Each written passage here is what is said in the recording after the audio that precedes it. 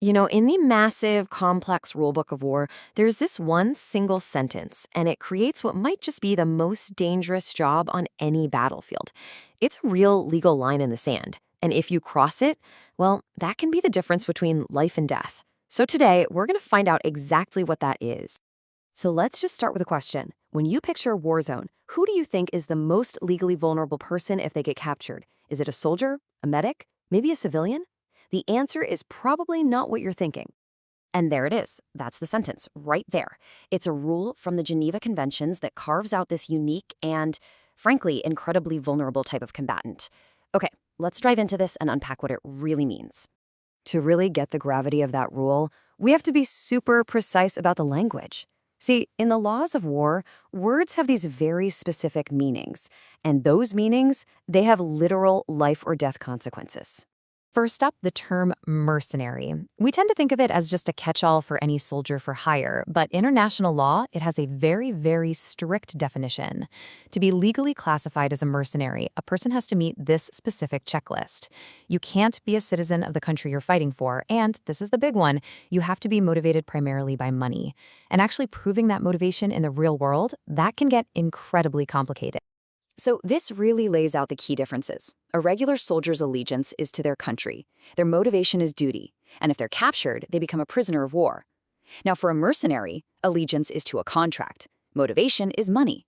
And their legal status, well, that's the whole ballgame, isn't it? This distinction is absolutely everything. And that brings us to the other key part of this puzzle. POW status. This isn't just some label. It's a legal shield, literally created after some of history's worst wars to protect captured soldiers.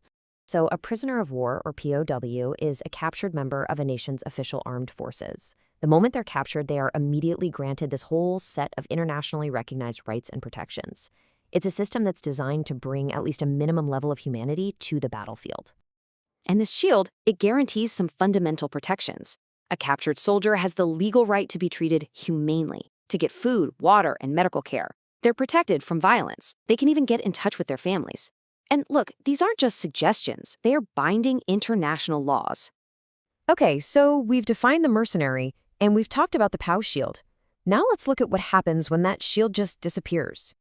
This is the moment where everything changes. If an individual meets that strict legal definition of a mercenary, the entire system of protections we just went through, it just vanishes. They are no longer considered a lawful combatant. This is what I call the legal freefall. First, POW status is denied. Second, all combatant protections are stripped away. And that leads to the most critical step. They can be treated as just a common criminal under the local laws of whoever captured them. I mean, think about that. A regular soldier who fights in combat is performing a lawful act of war. A mercenary who does the exact same thing can be put on trial for murder in a local court. So how many of those fundamental Geneva Convention rights are guaranteed to a captured mercenary? The answer is a big, fat zero. It is an absolute distinction. There is no middle ground here. So being a mercenary, it isn't just about fighting for a paycheck.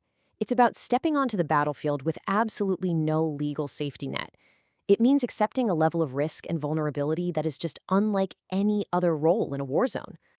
And that leaves us with a really critical question for the future, right? These rules were written for a totally different era of warfare. As the role of private military companies grows and the lines of conflict get blurrier and blurrier, is this 75-year-old distinction still going to hold? Or will modern warfare finally force us to rewrite the rules?